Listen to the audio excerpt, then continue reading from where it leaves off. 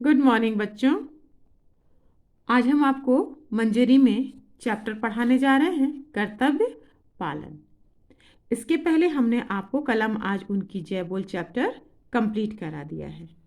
कर्तव्य पालन एक एकांकी रचना है जिसमें एक वन रक्षक के कर्तव्य के बारे में वर्णन करते हुए लेखक ने बताया है कि वन रक्षक ने अपने कर्तव्य का पालन कितनी ईमानदारी से किया है। इस कर्तव्य पालन रचना के लेखक रामनरेश त्रिपाठी जी हैं। इन्होंने उस रक्षक जिसका नाम पुंडरीक था उसकी कर्तव्य पालन को ध्यान में रख के बताया है कि उसने अपने कर्तव्य का पालन इतनी ईमानदारी के साथ किया कि राजा उसकी इस कर्तव्य पालन से बहुत प्रसन्न हुआ और उसकी प्रसन्नता राजा अपनी प्रसन्नता से उन्हें एक तलवार भी प्रमाण के रूप में देता है और 1,000 रुपया सालाना रत्न भी देने के लिए उन्हें कहता है। इस कहानी में इस एकांकी का पूरा अर्थ यही निकलता है बेटा कि हमें प्रत्येक व्यक्ति को अपने कर्तव्य का पूरी निष्ठा से और ईमानदारी से पालन करना चाहिए। आप बुक अपने सामने रख लीजिए और इस चैप्टर को एक बार ध्यान से देख लीजिए। ठीक है ना बेटा? तो चलिए हम शुरू करते हैं। ये इसमें कौन कौन से लोग हैं? इसमें राजा है, वन रक्षक मतलब जंगल की रखवाली करने वाला, और राजा के दरबारी भी हैं। ये पात्र है, मतलब एक तरह का एकांकी नाटक दिखाया गया है। जगह कौन सा है? जंगल का रास्ता है। समय क्या है? शाम का समय है। राजा जंगल से निकलकर रास्ते के किनारे खड़ा है। राजा देखता है, यकायक अचानक पहुंच गए, यह तो किसी के घर का रास्ता है, यह सबके लिए खुला नहीं हो सकता। खड़े खड़े होठों पर उंगली रखकर, मैं राजा हूँ। आश्चर्य है, अंधेरा मेरी कुछ भी परवाह नहीं करता, वह बढ़ता ही आ रहा है मामूली आदमी की तरह। मैं भी भूल और भटक सकता हूँ। पूरब पश्चिम उत्तर दक्षिण दिशाएं भी जो मेरा आतंक मानती थीं, इस समय सब चुप हैं। दरबार में बढ़ बढ़कर बातें करने वाली मेरी बुद्धि इस समय नहीं बता सकती कि मैं किधर जाऊं। अचानक किसी की आवाज सुनाई देती है, कोई आ रहा है। मुझे क्या करना चाहिए? क्या कुछ राजपन दिखाऊं? नहीं नहीं, फेंको इस राजपन के ढोंग को, मनुष्य होने का लाभ लो। ये राजा अपने मन में सोचता है कि राजा जब राजमहल में रहता है तो सभी उसकी जी हुजूरी करते हैं ना। तो वही राजा अपने मन में सोचता है कि सभी मेरा डर मानते थे, लेकिन आज ये अंधेरा भी मेरा डर नहीं मान रहा। ये राजा अपने मन में सोच रहा है। तभी उसे कोई आहट सुनाई देती है तो वो देखता है कि कौन आ रहा है। वन रक्षक का प्रवेश मतलब वन रक्षक आता है। वन रक्षक, आज मैं बदमाश को पकड़ पाया, तुम कौन हो? राजा को पकड़ के वो कहता है कि आज मैं इस बदमाश को पकड़ पाया, और पूछता है राजा से कि तुम कौन हो? राजा, मैं बदमाश नहीं हूँ, तुमको विश्वास दिलाता हूँ। राजा क्या कहता है, क्योंकि राजा को तो वन रक्षक पहचानता नहीं है तो वो उसको एक अनजान आदमी समझ के पकड़ लेता है। वन रक्षक क्या कहता है, अच्छी बात है, किसने बंदूक चलाई? राजा, मैंने नहीं चलाई। वन रक्षक पूछता तिरस्कार के स्वर में, तिरस्कार मतलब बहुत ही उसे हे नजर से देखे, तुम झूठ बोलते हो? राजा, मन में झूठ बोलता हूँ? कैसे दुख की बात है कि मैं राजा होकर एक अपराधी की तरह सुन रहा हूँ। तुम मेरी बात का विश्वास करो। प्रकट मतलब ये तो अपने मन में सोचता है ना कि मैं अपराधी की तरह, लेकिन सामने क्या कहता है, तुम मेरी बात का विश्वास करो। किससे कहता है? वन रक्षक से। भाई, मैंने बंदूक नहीं चलाई।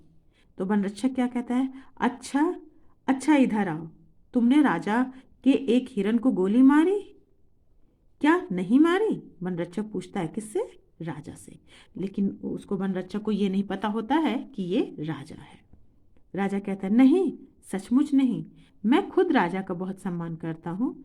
मैंने भी गोली की आवाज़ सुनी है और मुझे डर है कि कुछ चोर या डाकू जंगल में छिपे हुए हैं।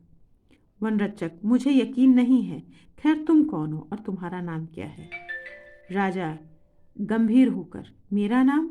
क्योंकि राजा को तो सभी राजा से जानते हैं तो अचानक सकपका जाता है। वन रक्षक, हाँ, तुम्हारा नाम?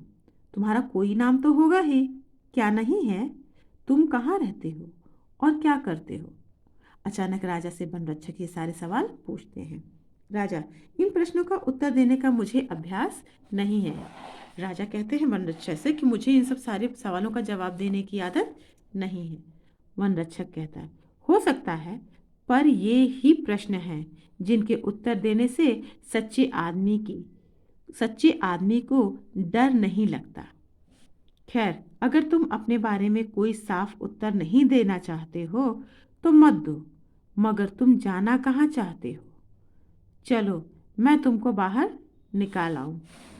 राजा कहता है, क्षुब्ध होकर, परेशान होकर, तुम किस अधिकार से?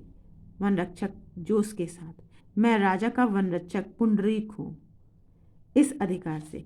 क्या क्यों कहता है? क्यों? क्योंकि राजा ने उसे वन का रक्षक बनाया था। राजा गौर से देखकर, पुंडरीक?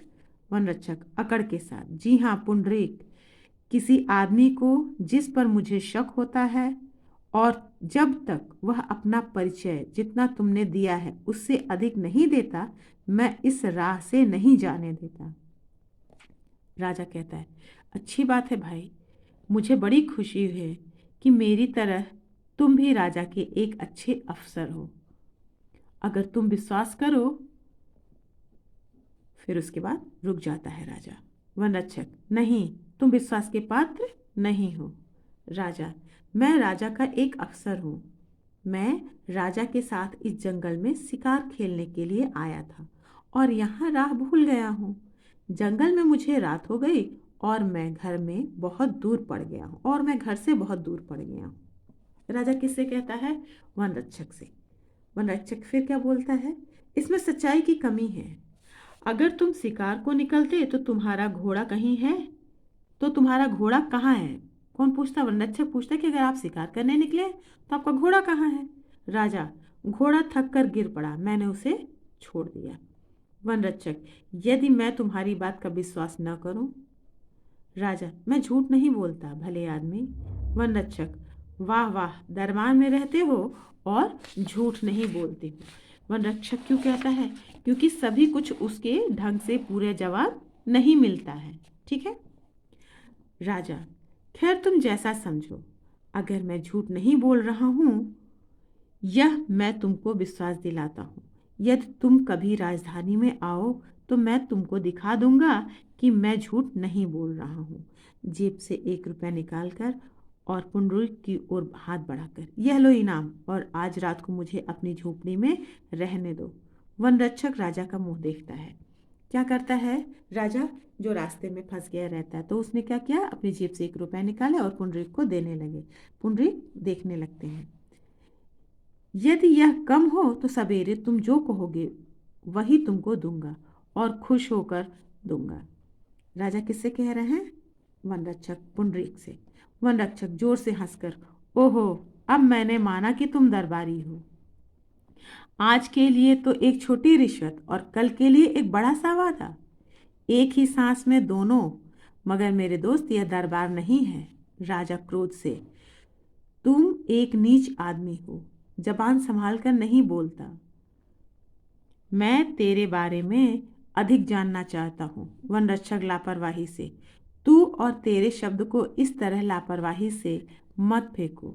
मैं भी उतना ही भला आदमी हूँ जितने तुम हो। किससे कहता है? राजा से। राजा पहले गुस्सा होते हैं, किसके ऊपर? वन रक्षक के ऊपर। लेकिन वन रक्षक कहता है कि आप ऐसे बात मत करिए, हम भी ईमानदार हैं जितने ईमानदार आप हैं। राजा शांत होकर, क्षमा करना मित्र। वन रक्षक मुस्कुराकर कहता है, मैं क्रोध में नहीं हूं, पर जब तक तुम्हारी सच्चाई पर मेरा संदेह है तब तक मैं तुमसे विशेष प्रेम भाव नहीं दिखा सकता। राजा, तुम ठीक कहते हो, पर मैं तुमको कैसे विश्वास दिला सकता हूँ?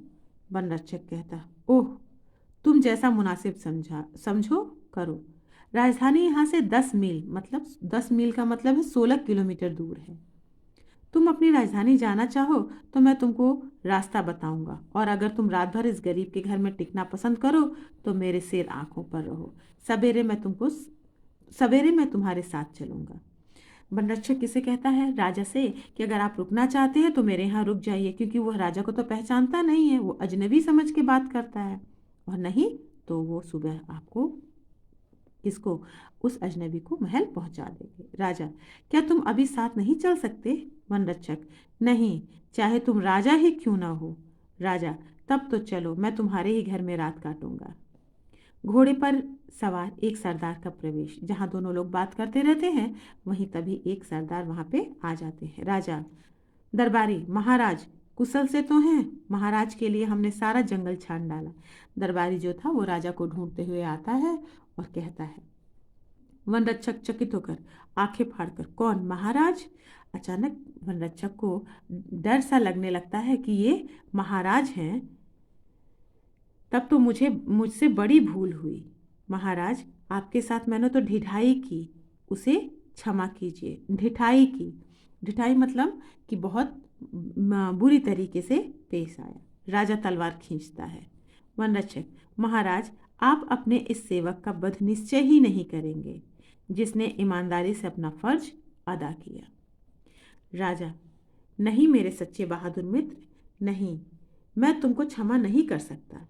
मैं तुम्हारे जैसे नेक और सच्चे आदमियों के सम्मान का ऋणी हूँ। ऋणी मतलब कर्जदार हूँ। उठो राजरत्न पुंडरीक, उठो। अपनी पदवी का प्रमाण और मेरी प्रसन्नता का चिन्ह यह तलवार लो। क्या कहता है? राजा उसकी ईमानदारी से इतना प्रसन्न होता है कि कहता है, उठो और अपना इनाम ले लो। किससे कहता है बेटा?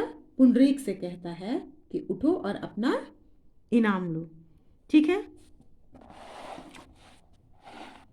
तुमने हमें जो सुख दिया है उसके लिए 1000 रुपये सालाना का पुरस्कार तुमको जीवन भर मिलता रहेगा। राजा तलवार देता है। पुंडरीक घुटने टेक कर उसे दोनों हाथों से लेता है और माथे से छुआता है। फिर खड़े होकर राजा को प्रणाम करता है। राजा, पुंडरीक, पुंडरीक, महाराज। राजा वन रक्षक को बुलाता है पुंडरीक, और पुंडरीक क्या कहते हैं? महाराज। राजा, चलो हमें महल तक पहुंचा आओ, आज तुम मेरे मेहमान रहोगे। पुंडरीक प्रसन्न होकर सिर झुकाकर, जो हुक्म महाराज। राजा सरदार के घोड़े पर सवार होकर चलता है। उसके आगे पुंडरीक रास्ता दिखाता चलता है। सरदार राजा के पीछे चलता है। यहाँ पे ये कहानी खत्म हो जाती है। बेटा, इस कहानी से आपको क्या सीख मिलती है? इस कहानी से यही सीख मिलती है ना कि चाहे कुछ भी हो, कोई भी हो, हमें अपना कर्तव्य, हमारा जो फर्ज है, हमारा जो काम है, हमारा जो कर्तव्य बनता है, उसे हमें पूरी ईमानदारी के साथ करना चाहिए। कभी किसी के लालच में नहीं पड़ना चाहिए। ठीक है, जब हम अपने कर्तव्य को पूरी ईमानदारी से निभाएंगे तो हमें उसका रिजल्ट, उसका परिणाम अच्छा ही मिलेगा, जैसे पुंडरीक के साथ हुआ। राजा ने उसे क्या दिया? अपनी तलवार भेंट की और 1000 रुपये सालाना देने के लिए कहा। यही कहा ना बेटा? इस कहानी को आप अपने जीवन में भी ऐसे ही लागू करिए। ठीक है, इस कहानी को आप एक बार फिर पढ़ लीजिएगा। ठीक है, इसका PDF हम आपको भेज देंगे। थैंक यू बच्चों।